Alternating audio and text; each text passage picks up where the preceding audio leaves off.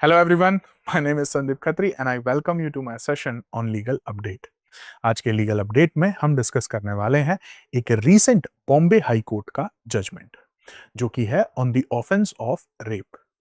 आज का जो ये केस हम डिस्कस करने वाले हैं वो केस न्यूज और मीडिया में वैसे भी बहुत हाईलाइटेड रहा है। और ऐसा क्यों? क्योंकि जब मैं आपको फैक्ट्स बताऊंगा केसेस के तो आप इजीली गेस कर सकते हैं कि ऐसा क्यों हुआ।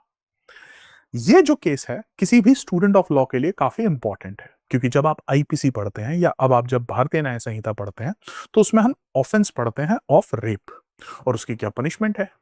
अब इस केस में क्या हुआ है कि जो आपकी ट्रायल कोर्ट थी उन्होंने एक्विटल कर दिया था, लेकिन अब जब हाई कोर्ट में डिसीजन गया तो वहां पर आ गई है कन्विक्शन। तो रीजनिंग क्या थी, विच मीन्स कि भाई सबसे पहले तो फैक्ट्स ऑफ द केस क्या थे, फिर कोर्ट के सामने इश्यूज क्या क्रिएट हुए, ट्रायल कोर्ट ने क्या डिसीजन लिया, उसके क्या रीजंस थे, और फाइनली बॉम्बे हाई कोर्ट में क्या इश्यूज क्रिएट हुए, उनका क्या डिसीजन था, उनके क्या रीजंस थे। इसी पे बात करेंगे आज के इस सेशन में। तो स्टार्ट करते हैं विदाउट वेस्टिंग अ सेकेंड। आइए सबसे पहले देखते हैं citation of the case, that is state of Goa versus Tarunjeet Tejpal 2026 Bombay high court. Facts जानते हैं तो नवंबर 2013 में एक थिंक फेस्ट हुआ था जिसको ऑर्गेनाइज किया था तहलका मैगजीन ने, जो कि हुआ था at grand Hyatt hotel in Goa. अब यहां पर एक जूनियर वुमेन जर्नलिस्ट ने एक्यूज किया था तरुण तेजपाल को, जो कि उस वक्त एडिटर इन चीफ थे तहलका के। तो अब आप सोच सकते हैं कि ये न्यूज एंड मीडिया में ये केस जो है बहुत ज्यादा हाईलाइटेड क्यों रहा। ठीक है, तो इन्होंने एलिगेशंस लगाई कि सेक्सुअल असॉल्ट हुआ है इनसाइड एन एलिवेटर। ठीक है जी, तो एलिगेशंस लग गई हैं। So these were the important facts. ठीक है, अब आते हैं इसके बाद क्या हुआ। एफआईआर जो है वो फाइल कर दी गई। ठीक है जी, गोवा पुलिस ने एफआईआर लिख दी, रजिस्टर कर दी, और नवंबर 2013 में उनका अरेस्ट भी हो गया, जो कि बाद में उन्हें बेल भी मिल गई, लेकिन फिर जो है आपका केस चलता रहा।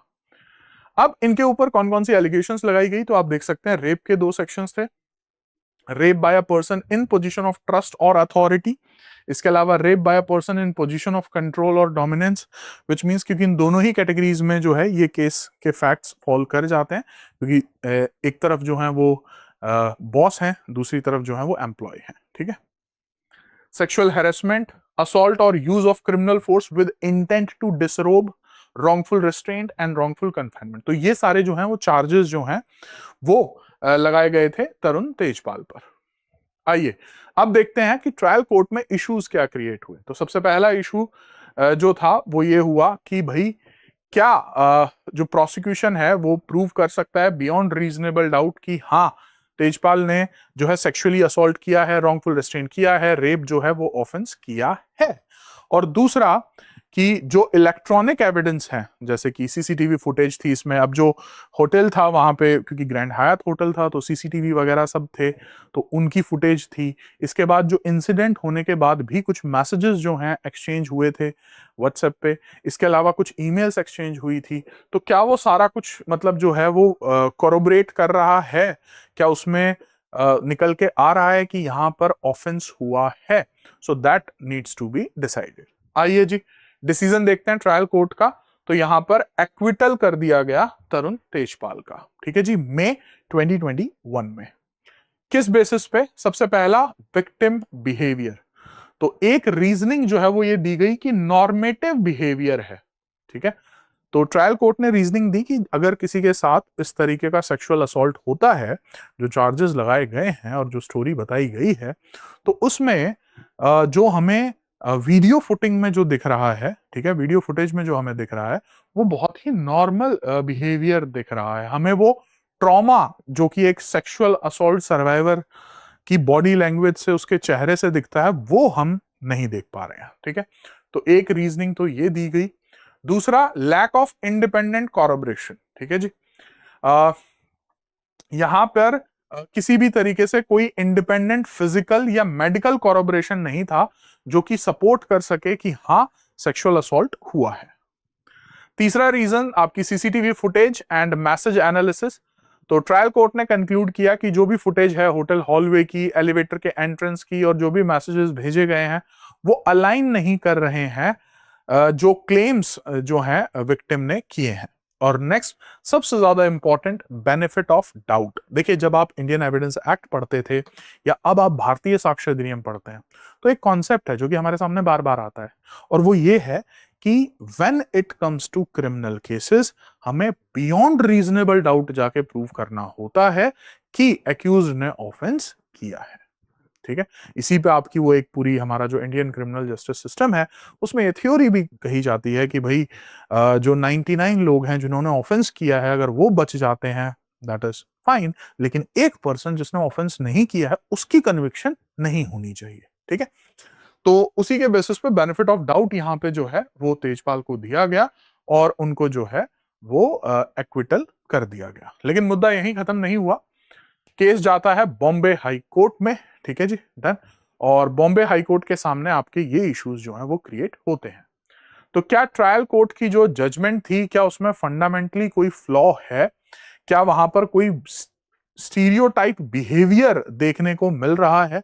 ठीक है, that was the first issue. दूसरा, whether the trial court failed to evaluate material evidence including Tejpal written apology emails. तो भाई, अगर माफी के ईमेल मांगे गए हैं तो किस चीज की माफी मांगी जा रही है? तो क्या इसको ट्रायल कोर्ट इवेल्युएट ही नहीं कर पाई कि भाई कोई किसी को माफी के, सॉरी के ईमेल भेज रहा है तो वो भेज क्यों रहा है, क्यों सॉरी मांग रहा है, एंड सो ऑन। तो ये इश्यूज जो हैं वो क्रिएट हुए in front of Bombay high court. ठीक है जी, अब आते हैं जी हाई कोर्ट का क्या डिसीजन आया। तो हाई कोर्ट ने कंप्लीटली सेट असाइड कर दिया, रिवर्स कर दिया एक्विटल को, और यहां पर कन्विक्शन कर दी। किस किस में? जो आपके चार्जेस थे, rape under authority, sexual harassment, assault with intent to disrobe, इनके लिए जो है वो कन्विक्ट कर दिया गया। ठीक है, आपकी स्लाइड में लिखा हुआ है कि अभी जो है सेंटेंस नहीं सुनाया गया है, तो जब तक स्लाइड बन रही थी तब तक सेंटेंस नहीं आया था, लेकिन अब जब मैं वीडियो शूट कर रहा हूं उससे पहले जो है वो सेंटेंस आ चुका है। तो यहां पे 10 साल का रिग्रेस इंप्रिजनमेंट जो है वो दिया गया है। ठीक है, अब आते हैं रीजनिंग पे कि क्या रीजनिंग दी। तो फर्स्ट, फ्लॉड जुडिशियल अप्रोच। ठीक है, यहां पर हाईकोर्ट ने कहा कि ये तो कंप्लीटली स्टीरियोटाइप है कि भाई आप किसी से एक्सपेक्ट कर रहे हो इस तरीके से कि भाई उसने एक सर्टेन वे में रिएक्ट क्यों नहीं किया अगर उसके अगेंस्ट इस तरीके का सेक्सुअल असॉल्ट हुआ था तो। ठीक है, देखो, हर नो डाउट ज्यादातर लोग एक नॉर्मल बिहेवियर ही शो करते हैं एक इंसिडेंट के बाद। ठीक है, लेकिन क्या इसमें एक्सेप्शंस हो सकती हैं? बिल्कुल हो सकती हैं। जैसे मैं आपको एक और एग्जांपल देता हूं, वैसे तो बहुत अच्छा एग्जांपल नहीं है, सॉरी फॉर दैट, बट यही दिमाग में आया कि when there is a mishappening in any family, तो there is one person who is crying out loud. ठीक है, बहुत ही बुरी तरीके से, and there is one person जो कि उतना नहीं रो रहा है। तो क्या हम उससे ये इंटरप्रिटेशन निकाल सकते हैं कि भाई इनको तो बहुत ज्यादा दुख है और इनको उतना दुख नहीं है? No, we can't do that. Normally ज्यादातर लोगों का उस सिचुएशन में जो है, इन शॉर्ट, जो मैं आपको इस एग्जांपल से और यहां पे बताने की, समझाने की कोशिश कर रहा हूं, वो ये कि ज्यादातर लोगों का रिएक्शन सेम हो सकता है क्योंकि हम सारे हैं तो ह्यूमन बीइंग्स ही। ठीक है, बट कुछ लोग अलग तरीके से भी तो रिएक्ट कर सकते हैं। और क्या हम इसको स्टीरियोटाइप नहीं कहेंगे? अरे तो मतलब उनको, वो क्योंकि रोए नहीं, वो घबराई हुई। अब जो यहाँ पे हमें ट्रायल कोर्ट की जजमेंट से जो देखने को मिला उनकी रीजनिंग में, क्योंकि वो इतना रो नहीं रही थी, वो इतना घबराई हुई नहीं थी। ठीक है, तो इस अगर कोई इस तरीके से नहीं दिख रहा है तो क्या इसका मतलब हम ये समझ लें कि क्या उसके अगेंस्ट सेक्सुअल असॉल्ट ही नहीं हुआ है? तो ये बात जो है यहाँ पे रीजंस में बॉम्बे हाई कोर्ट ने साइट की। ठीक है, तो फ्लॉड जुडिशियल अप्रोच। ठीक है जी। दूसरा, admissibility and weight of apology emails. तो यहां पर इसको भी इंपॉर्टेंस दी गई कि भाई Tejpal initial emails expressing apology for a lapse of judgment and admitting to attempting sexual contact despite clear reluctance severed as significant evidence that the trial court erroneously disgraded or misconstrued। ध्यान से सुनिएगा, ये बहुत ही एक important point है। बहुत बार students की तरफ से, यूजुअली जो कॉलेज स्टूडेंट्स हैं उनकी तरफ से ये क्वेश्चन जरूर आता है कि सर, हम किसी भी कॉलेज से पास आउट हों, हम लॉ तो वही पढ़ेंगे, either it's a national law university, central university और प्राइवेट। आप लॉ तो वही पढ़ते हो, राइट? चाहे आप दिल्ली से कर रहे हो या तमिलनाडु से कर रहे हो या असम से कर रहे हो, कहीं से भी लॉ तो वही है, उसकी इंटरप्रिटेशन भी वही है, राइट। लेकिन स्टूडेंट्स ये पूछते हैं सर ऐसा कैसे हो जाता है कि और ऐसा बहुत सारे आपको क्रिमिनल केसेस में देखने को मिल सकता है कि सर ट्रायल कोर्ट ने एक्विट कर दिया, हाई कोर्ट ने कन्विक्ट कर दिया, या फिर वाइस वर्सा कि सर ट्रायल कोर्ट ने कन्विक्ट कर दिया, हाई कोर्ट ने एक्विट कर दिया। तो ऐसा कैसे? भाई बेयर एक्ट तो सबने वही पढ़ा है ना, तो व्हाट्स द डिफरेंस? सो यहाँ पे जो डिफरेंस आता है वो ये आता है about the how do you appreciate the evidence. यहीं पर जो है बात आती है। अब इसी ईमेल पर ट्रायल कोर्ट ने कहा कि no, this is not a substantive piece of evidence. लेकिन बॉम्बे हाई कोर्ट कह रहा है ये तो बिल्कुल सब्सटेंटिव पीस ऑफ एविडेंस है, ठीक है, इलेक्ट्रॉनिक रिकॉर्ड में फॉल करता है, डॉक्यूमेंट्री एविडेंस है उनके अगेंस्ट कि भाई वो सॉरी क्यों मांग रहे हैं एंड सो ऑन, ठीक है। इसके अलावा बॉम्बे हाई कोर्ट ने रिजेक्ट कर दिया of post incident behavioural stereotype, ठीक है जी, डन, कि भाई इस तरीके से अगर कोई एक पर्सन उस तरीके से रिएक्ट नहीं कर रहा है तो आप इसके बेसिस पे। अच्छा यहां पे ना एक और पॉइंट जो इसी में फॉल करता है आपका, कि ट्रायल जो है वो एक्यूज्ड के लिए हो रही है, राइट, कि एक्यूज ने ऑफेंस किया है या नहीं किया है। लेकिन यहां पे हमें ट्रायल कोर्ट में इस पर्टिकुलर केस में देखने को मिलता है कि विक्टिम के ऊपर जो है ज्यादा फोकस किया जा रहा है, कि विक्टिम ने ऐसा क्यों किया, विक्टिम ने वैसा क्यों किया, या ऐसा क्यों नहीं किया एंड सो ऑन, ठीक है। तो in short rejection of post incident behavioural stereotypes, ठीक है। So that was the case. अब एक बार इसको कंक्लूड कर लेते हैं। सो इस पूरे केस से बेसिकली हमने क्या सीखा, ठीक है। The very first thing is कि व्हेन इट कम्स टू, अब ये आप इस जजमेंट को भारतीय साक्ष्य अधिनियम में भी आप यूज कर सकते हो इलेक्ट्रॉनिक रिकॉर्ड के टाइम पे।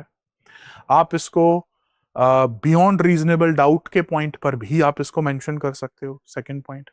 आप इसको आईपीसी या बीएनएस अगर आप पढ़ते हैं तो वहां पे रेप के उसमें भी आप इसको यूज कर सकते हो एंड सो ऑन, ठीक है। आ, अभी जिस तरीके से न्यूज आ रही है इस केस पे, तो देर आर पॉसिबिलिटीज की जो है सुप्रीम कोर्ट तक भी ये केस जाए, और फिर हम देखेंगे कि सुप्रीम कोर्ट का इस पे क्या कहना होगा, क्या वो अपहेल्ड करेंगे जजमेंट को या नहीं, दैट टाइम विल टेल।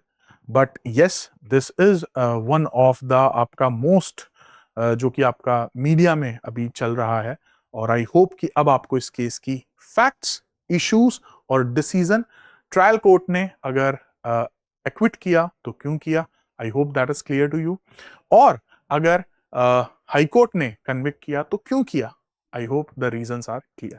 अब आपको क्या लगता है कि व्हाट डू यू सी?